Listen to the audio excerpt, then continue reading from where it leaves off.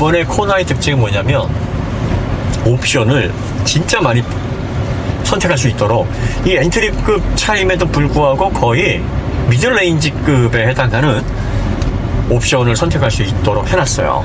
그러니까 이거를 해석하기 나름이야. 너무 싼 차에다가 옵션을 너무 많이 집어넣어놔서 3,900만원대 막 4,000만원 가까이까지 가격이 상승하게 해놓은 건 너무 지나친 상술 아니냐.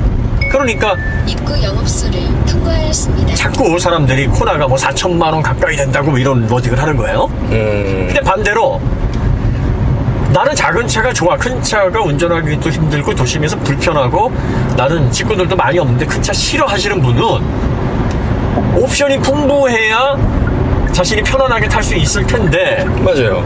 옵션이 선택할 게 몇 개 없어가지고 자기가 원치 않는 사이즈로 위로 올라가야 된다면 이것도 불만이거든. 그게 사실 제가 이 얘기를 정말 하고 싶었던 건데 기존에 우리가 항상 독일 브랜드들 얘기할 때는 핫해치나 그런 것들이요. 특히 네. 유럽에서 핫해치들은 굉장히 비싸요 사실은. 그렇지. 걔네들은 일반 모델도 비싸고요. 뭐 소위 배지가 붙어있는 고성능 모델들은 더 비쌉니다. 뭐 4천만 원, 5천만 원씩 네. 가는데 네. 그런 차들이 있어야 된다라고 우리가 항상 얘기할 때는 언제고 그런 차의 라인업을 만들어 놓으니까 또 이건 이 차가 왜 그렇게 비싸냐가 돼버리는 거죠.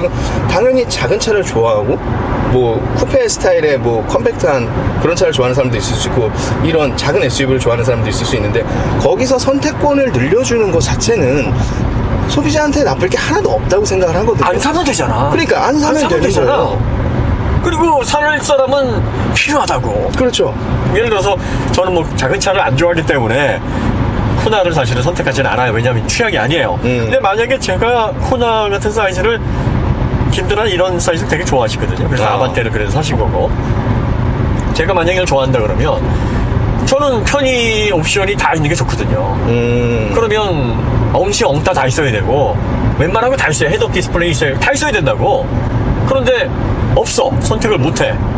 이런 불만이란 말이에요. 그러니까 이런 소비자들도 있고 또 그렇지 않은 소비자들도 있을 거란 말이에요. 그러면 현대에서 해줄 수 있는 방법은 기본형을 만들어 놓고 최대한 옵션을 다양하게 선택할 수 있도록 만들어주는 게 사실은 다양한 소비자들에게 선택권을 주는 부분일 수 있고 옵션은 저번에도 말씀드렸지만 그 차의 가격에 포함시키면 곤란해요. 이거 선택하는 거잖아. 그리고 지금 그렇게 되다 보니까 이 차의 옵션이 사실 과거에 우리가 접해왔던 현대차들의 옵션 이 차뿐만이 아니고 요즘 현대차가 대체적으로 그런데 자기 급보다 과거에 상급에 있었던 그러니까 더 위급 세그먼트들에 있었던 옵션들까지도 선택을 할 수 있게 폭이 넓어졌단 말이죠. 맞아요. 옵션 폭이. 그런데 그거를 그럼 옵션 폭이 넓어졌으면 상위 세그먼트의 옵션들이 들어온 건데 그것을 옵션을 전부 선택하고 풀옵션 가격을 논한다 그러면은 그거는 좀 말의 어폐가 있지 않을까. 저번에도 말씀드렸듯이 우리 딸이 좋아하는 엽기 떡볶이 16,000원인데 한 번도 16,000원에 먹은 적이 없거든. 그렇죠. 근데 왜 그걸 뭐 26,000원에 먹는다고 엽기 떡볶이가 26,000원인데 왜 이렇게 비싸? 이렇게 얘기하는 사람 없어요. 그렇죠. 아니 그리고 네. 16,000원만 딱 주고 먹는 그래도 경우도 맛있어. 많아요. 네. 그래도 괜찮아. 근데 거기에다가 뭐 중국 당면 넣고 계란 넣고 메추리알 넣고 치즈 추가하고 그러고 그러게. 싶으니까 가격이 26,000원으로 올라가는 거예요. 그렇죠. 근데 지금 이 차도 인스퍼레이션이 3,300 이렇게 딱 가격이 매겨져 있으면 그 가격에서 또 그 가격에 모니터 양쪽 다 주고 뭐 웬만한 기본 옵션은 다 들어가 있어요. 그렇죠. 그러니까 뭐 프리미엄 오디오나 이런 거 빠져 있지만 그러니까 이런 거 감안하고 자율주행 보조 뭐 그다음에 에이다스 기능 기본적으로 다 들어가고요. 그러면 인스퍼레이션 기준으로 해서 딱 그 가격이라고 얘기하는 게 맞지. 그렇죠. 기본 가격은 그럼 2,500에서 3,100이다. 2,500에서 3,300이다. 이렇게 계산하는 게 맞아요. 기본 옵션 자체도 상당히 풍부하시고 기본 옵션의 예전보다 얘는 이렇게 소위 속된 말로 깡통인데 뭐가 옵션이 그래도 기본이 알차게 있네? 라는 생각이 처음 들게 했던 게 코나였거든요. 심지어 더 심해졌어요. 더 뭔가 옹골차졌어요. 옵션들, 기본 옵션들이. 지금 타고 있는 느낌으로 봐서는 이게 엔트리라고 보기엔 물론 메뉴가 있어요. 메뉴가 있기 네네네. 때문에 메뉴가 사실은 엔트리죠. 그렇죠. 그 다음에 캐스퍼는 경차이고 이거는 주문 생산 방식이에요. ODM 방식이기 때문에 뭐 현대에서 직접 나오는 차는 물론 브랜드는 달고 나오지만 네네. 그럼 이제 현대 라인업에서 생산하는 차 중에 메뉴 다음에 이 차란 말이에요. 그렇죠. 네, 그러면 거의 엔트리에 해당하는 라인업인데 소형.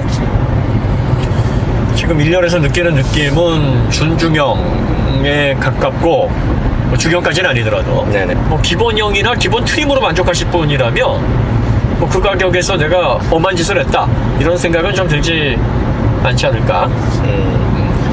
저는 기존에도 이제 모던, 기존에 스마트였나 있고 그 다음 모던인가 바로 있었어요. 네. 근데 전기차에서는 모던이 제일 하위 트림이었는데 네. 저는 그걸 구매한 것도 굉장히 만족스러웠었거든요, 사실은. 그렇군요. 그쯤부터 현대가 기본 옵션들을 소위 빵빵하게 넣어주기 시작하던 그런 시점이라 근데 여러분들이 꼭 풀옵션을 사야 된다고 생각을 안 하셨으면 좋겠네요. 그렇죠. 네. 그리고 풀옵션은 그냥 취향대로 그걸 좋아하시는 분이 사시는 거고, 그리고 자동차는 사실 기본 트림에서 필요한 옵션을 선택하는 게 맞아요. 그게 가장 합리적인 겁니다. 그런데 이제 풀옵션을 좀 저렴하다고 생각하는 사람들이 있는 이유가 뭐냐면 이걸 뭐 외부에서 장착하려면 돈이 더 많이 든다. 아, 그렇죠. 네, 그리고 또 차가 출고될 때 갖춰서 나오는 게 가장 좋다.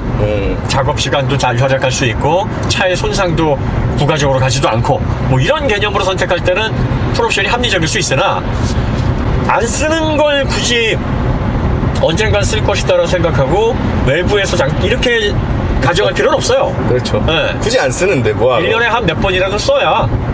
그리고 또 아니 뒷좌석 태울 일이 없는데 뒷좌석 옵션을 채울 일이 없잖아. 그렇죠. 뭐 이런 거랑 같은 거예요. 심지어 내가 뭐 결혼을 하는 게 아니고 좀 총각이다 그러는데 굳이 뒷좌석에 여자친구를 태워봐야 보조석에 태울 거기 때문에 그렇죠. 네. 아무 의미가 없죠. 아, 이게 출고한 다음에 하부 쪽에 그 신슐레이트 작업만 좀 하면 아, 괜찮겠네. 괜찮을 것 같아요. 지금 측면 쪽, 도어 쪽으로나 윈도우 쪽으로는 들어오는 소음이 많이 없어요. 이 급에서는 정말 제어가 잘 돼 있어요. 네. 이중차음유리라든지 뭐 도어 쪽에 흡음재라든지 이런 걸 많이 사용을 하지 않음에도 불구하고 지금 차가 지나갈 때, 지금 차 지나갈 때 한번 보세요. 수갑차 하나 지나가는데 별로 안 들리거든요. 네, 괜찮네요. 별로 안 들려요. 네. 지금 이게 공기가 차단이 잘 안 되고 기밀이 차단이 잘 안 되는 차들은 웅 하고 소리가 들어오는데 안 들어온단 말이야.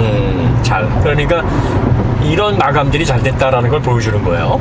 그런데 이제 그러다 보니까 하부 소음이 좀 더 도드라지게 들리는 경향은 좀 있어요. 또 이게 하부 소음이 이렇게 들리잖아? 네. 그럼 또 상대적으로 엔진음은 또 덜 들려. 그렇죠. 그러니까 이렇게 서로 막 부딪혀가지고 그냥 그래서 코나 일렉트릭 나왔을 때 사람들이 네. 되게 시끄럽다 그랬어요. 맞아요. 네. 사실 데시벨이 더 낮은데도 불구하고 실내 소음 데시벨이 뭐든지 상대적이거든. 그러니까요. 네, 상대적인 거예요. 그래서 이쪽 하부 쪽에 휠하우스 쪽에 이제 시뮬레이터로 작업을 하시면 상당히 만족도가 이 소음 MVH 부분에 있어서 좋을 것 같고요. 지금 진동 특히 요거 좀 미끄러짐 방지로 이렇게 판원도로예요. 네네네. 잘 들어보세요. 별로 이렇게 소리가 거슬리지 않아요. 그러네요. 네. 이런 것들은 그 패스트 프리의 트랜스폼 주파수 분석으로 잡아내는 거거든. 이게 구형은 이게 다 느껴졌거든요, 저게. 그렇지. 도로가 파져 있나? 안 보고 소리를 진동을 보고 이렇게 보면 그렇구나 하는데. 그렇죠. 지금 얘는 크게 지금 여기도 네. 그 톨게이트 바로 전이라서 막 미세하게 긁어놨거든요. 스크래치를 해놨는데 괜찮아요. 소리를 많이 뭉개놨네요. 그래서 제가 얼마 전에 스포티지 설명하면서 야 얘네들 진짜 내 소음 MVH 관련해서 구조적인 주파수 분석면에 있어서 물이 올랐나 보다 이제. 이게 분명히 고급 소재가 사용이 안 됐는데 왜 이렇게 쓸데없이 조용하지? 라는 생각을 그래서 했거든요. 얘가 지금 차의 엔트리급이나 이런 거에 비교해서 측면부 쪽은 제어가 좀 잘 되고 있어요. 근데 좀 밑에 좀 흡음재 좀 쓰지. 이게 여기가 조용하니까 이게 많이 올라온다. 근데 요거 신슐레이트 작업하는데 많이 안 들어요. 그 오디오나 뭐 방음 작업하는 데 있거든요. 가면은 생각보다 저렴하니까 가서 이렇게 시트만 드러내면 돼요. 시트 드러내고 안에다가 이렇게 펴놓으면 또 신슐레이트는 400도, 500도 열까지 네. 잡아주기 때문에 아무래도 그 만약에 촬영 화재가 나더라도 여러모로 도움이 되죠. 네. 여유로워졌고 부드러워졌고 실용적으로 변했네요. 그리고 승차감이 꽤 좋아졌습니다. 네, 승차감이 많이 거의 좋네요. 투싼 현행 모델 투싼 말고 구산. 그 이전 한 세대 전 그 정도 투싼 정도에서 느껴지는 그거보다는 나은 것 같아. 아, 그래요? 그거보다는 좀 더 투싼이 약간 좀 단단했거든. 그렇죠. 근데 그거보다 살짝 비슷하거나. 왜냐면 이제 현행 투싼이 부드러우면서도 롤을 잘 이겨내는 그런 면에서 밸런스가 잘 맞아 있거든요. 스포티지도 그렇고. 근데 지금 얘도 단단한 느낌이 아예 없진 않은데 기존의 코나는 좀 거슬리게 단단했어요. 맞아요. 이 차가 이렇게 단단하지라는 느낌 때문에 물론 그게 주행 스포츠 면에 있어서 신뢰감을 주긴 하는데 SUV가 이럴 일이야? 뭐 이런 생각 하게 만들었거든요. 지금 이 2세대 코나는 SUV다워졌어. 네, SUV 같아요. 얘는 일단 SUV 시선부터. 같아. 그리고 시트 포지션도. 네. 그렇다고 뭐 껑충하거나 이런 게 기존 모델 대비 그렇다는 거예요. 지금 그랜저 뒤에 이렇게 서 있어 보면 그랜저보다 아주 높다라는 생각은 또 안 들어요. 그렇죠. 네. 그러니까 아마 차고가 높아졌고 이렇게 대비를 해보니까 알겠네. 이 시트는 많이 높이진 않았어요. 네. 그래서 어떻게 됐던 기존의 모델 대비 제 생각으로는 많이 시트 포지션이 높아져 봤자 뭐 1cm에서 2cm 그 사이인 것 같아. 그런데 그 정도만 살짝 높여놓으니까 그럼에도 이제 SUV다운 약간의 여유로움을 갖추게 됐고, 그 다음에 또 하나 불만은 좀 편안함에 너무 주력하다 보니까 엔진의 198마력의 특성이 너무 심심하다. 너무 늦게 올라가고 이게 늦게 올라가는 건 그래 뭐 그렇다고 쳐요. 떨어지는 속도가 게. 너무 늦으니까 이게 시프트 다운 할 때 좀 답답할 것 같아 그게. 이걸 뭐 기본 연비를 기본 12, 13 막 유지를 하게끔 세팅을 한 거거든. 지금도 뭐 몇 번 가속도 하고 여러 번 그러네요. 했지만 11.9 11.9. 네, 10이 나오거든요. 그러니까 항상 12, 13 그 사이를 맞추려고 엔진 세팅을 한 거예요 이렇게. 그냥 대충 네. 타도 그 정도는 나온다. 그렇죠. 지금은 그걸 생각 안 할 수 없는 시대니까. 그렇죠. 네. 그래서 이런 부분에 있어서는 좀 아쉽고 이런 아쉬움을 줘야 또 N에 대한 갈증이 생기죠. 전략적인 구분 또 베리에이션에 대한 고찰. 다시 말해서 상품기획부가 열일했다. 상품기획부가 이렇게 만들어줘. 기본 코나는 패밀리카로 실용적으로 탈 수 있게 만들어줘. 코나 N의 재미를 몰빵해줘. 고급스럽고 조금 편안하게 승차감도 좋게 만들어주면서 기본적인 재미가 크게 손상되지 않았다라고 소비자들이 느낄 수 있게 해줘라고 주문한 것 같아요. 근데 엔지니어들이 거기에 맞춰가지고 뭐라 카노 하면서도 그걸 해. 그렇죠.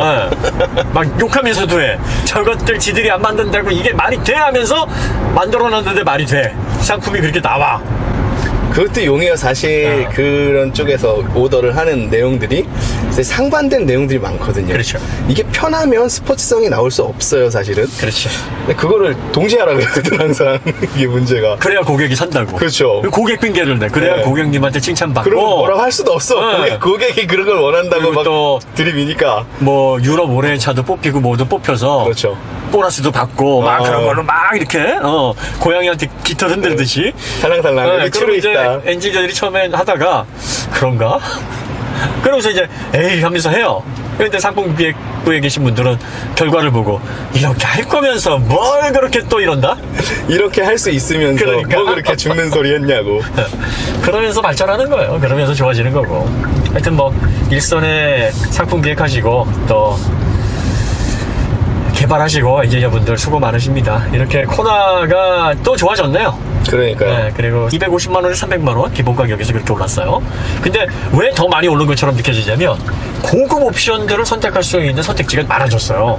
그래서 최종 가격이 좀 더 차이가 나는 거야. 네네. 그러니까 코나가 지금 여기가 거의 막 산타페에 들어가는 수준의 옵션 선택이 가능해 버리니까 그것 때문에 이거 되게 비싼 차가 돼버렸나 이렇게 생각을 하시는데 기본 가격은 250에서 300, 기본 모델이 310만 원이가 올랐고 인스퍼레이션이 한 250만 원 올랐어요. 그러니까 그 정도 오른 것만큼은 그래도 담아주려고 노력을 했고 그 결과물이 보인다. 현대말처럼 차가 커졌고 기능이 많이 좋아졌고 편의사항이 늘었으니 실질적으로 가격이 내린 셈은 아니지만 원래 그런 말 많이 하잖아. 실질적으로 가격은 내린 셈. 하지만 이 가격을 주고 그만큼의 보완된 상품성이 들어왔느냐 보면 거기에다 또 원자재 가격 물가 상승분도 반영을 해야 되잖아요. 그렇죠.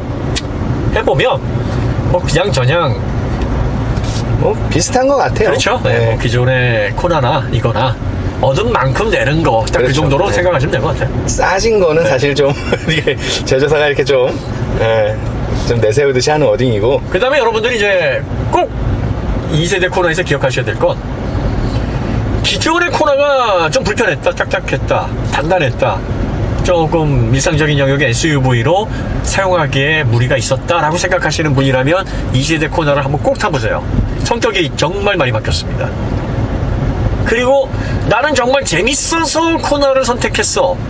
이렇게 작고 잘 달리는 SUV가 세상에 어딨어 라고 해서 코나를 좋아하셨던 분들은 2세대 코나로 덮어놓고 가지 마시고 한번 타보셔. 본인이 코나에서 원했던 그 장점이 얼마나 흐려져 있는지를 확인해 봐야 돼요. 그렇죠. 만에 하나 2세대는 얼마나 더 스포츠성이 좋아졌을까라고 덮어놓고 샀다가 뭔가 왜 이렇게 매운맛이 사라졌어.